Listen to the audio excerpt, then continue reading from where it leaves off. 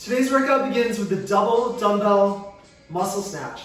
For the double dumbbell muscle snatch, we're gonna have a pair of dumbbells. We're gonna get our feet wide enough, like in our squat stance, just outside shoulder width. We put the dumbbells between our legs, shoulders down and back, push the hips back, bend the knees, keeping your abs tight and your back flat here, your chest up. Touch those dumbbells to the floor or get close to that. From here, we rise up, bringing the dumbbells in towards the hips, shrug the shoulders, pull the elbows back, and lock out overhead. We're just standing up aggressively. From here, we bring the dumbbells down close to the body. Bring them to your shoulders, bring them down to straight arms. Again, we're standing up aggressively, bringing those dumbbells into the hip. Your legs are going to do the driving. Your arms are going to lead the pathway up overhead. Shrugging the arms, pulling the elbows back to that lockout position. Now with two dumbbells, if you don't have them or if they're too heavy, use a single dumbbell or kettlebell if you have that. You can interlace your fingers around the single dumbbell and hold the kettlebell at its sides of its handles. Keep it close to the body, lock it out overhead. Similarly, you can use a backpack. We'll show that. A loaded bag, any sort of loaded bag.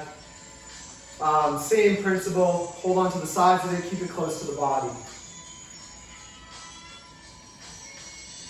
Our second movement today is a bent over row.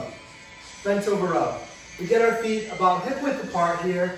We push our hips back into a good deadlift position. So we bend our knees slightly, get our back flat. We want to get the back about parallel to the floor. The abs sucked in, body tight. From here, we let our arms drift out in front of us. So they're hanging out slightly. That's stretching the lat here.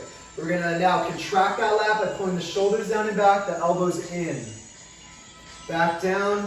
We see that the shoulders aren't shrugging it up towards the ears. They're pulling away from the ears. They're staying away from the ears the whole time. Think about that. And keep this good back position the whole time.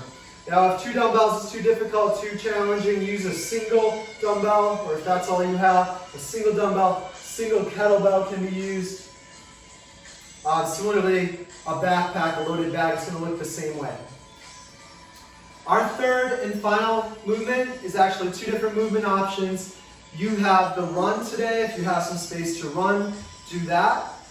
If you're confined to an apartment or a small space like we are, we're going to do the jumping jack, the other option. For the jumping jack, we start with our hands at our sides, our feet together. We hop out with our feet and our hands come up overhead. In rapid succession, this is what it looks like. You can keep your feet close to the ground, so you're just sliding out and sliding in. You can keep a slight bend in your knees, slight bend in your elbows if you like that. Have a great workout.